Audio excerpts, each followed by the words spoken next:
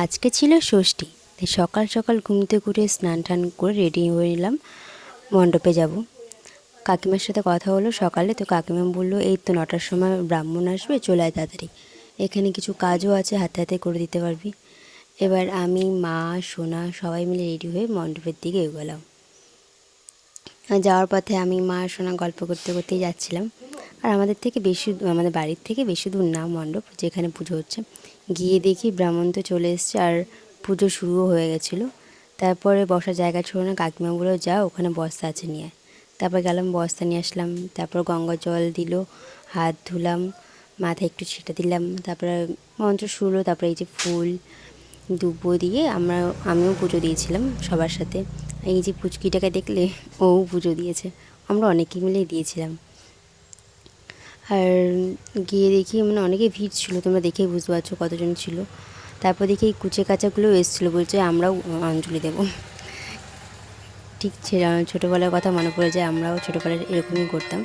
তারপরে এই যে কাকিমারা মিলে সবাই শঙ্খ, তারপর হচ্ছে ওটাকে কী বলে, ওই যে ট্যাং তুলো কাসর সরি কাসর বাজাচ্ছিলো।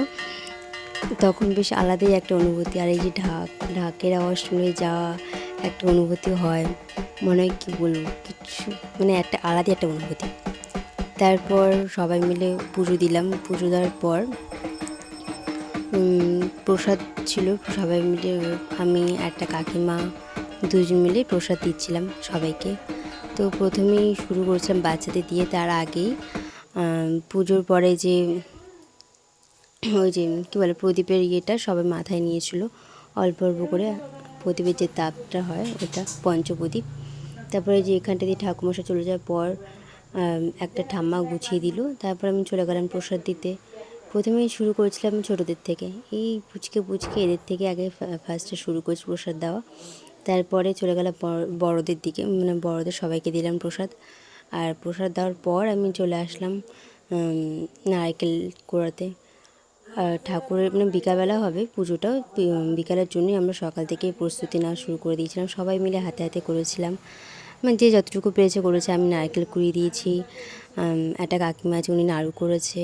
তারপরে আরও যারা ছিল সবাই মিলে ভাগযোগ করে সবাই সবার মতো করে কাজ করেছে। তারপরে চলে গেলাম মণ্ডপের দিকে। মণ্ডপে গিয়ে দেখি মাকে সুন্দর করে সাজানো হচ্ছে। তারপর এখানে কি কি লাগবে না লাগবে আমাকে বলল যে এই লাগবে। প্রথমে গেলাম আমি কি বলবো, ফুলের মালা নিয়ে আসতে। তারপরে আবার গেলাম আঠা নিয়ে আসতে, ওই যে টিপ পরাবে, তো টিপের জন্য আঠা নিয়ে আসতে গেলাম। পরে আবার গেলাম কি বলবো ওটাকে, টিকলি যেগুলো হয় আমি ওগুলো নিয়ে আসতে গেছিলাম। তো এরকম এখানে যদি একজন না থাকে তখন খুবই অসুবিধা হয়। তো আমি যতটুকু পেরেছি করেছি, কাকিমারা না থাকলে হয়তো এতটা করতেও পারতাম না। তারপর দেখি ওই যে দাদু নিয়ে এসছে কলা গাছ। তারপর আমি আবার ভেতরের দিকে গেলাম, গিয়ে দেখি কাকিমা নাড়ু বানানো শুরু করে দিয়েছে।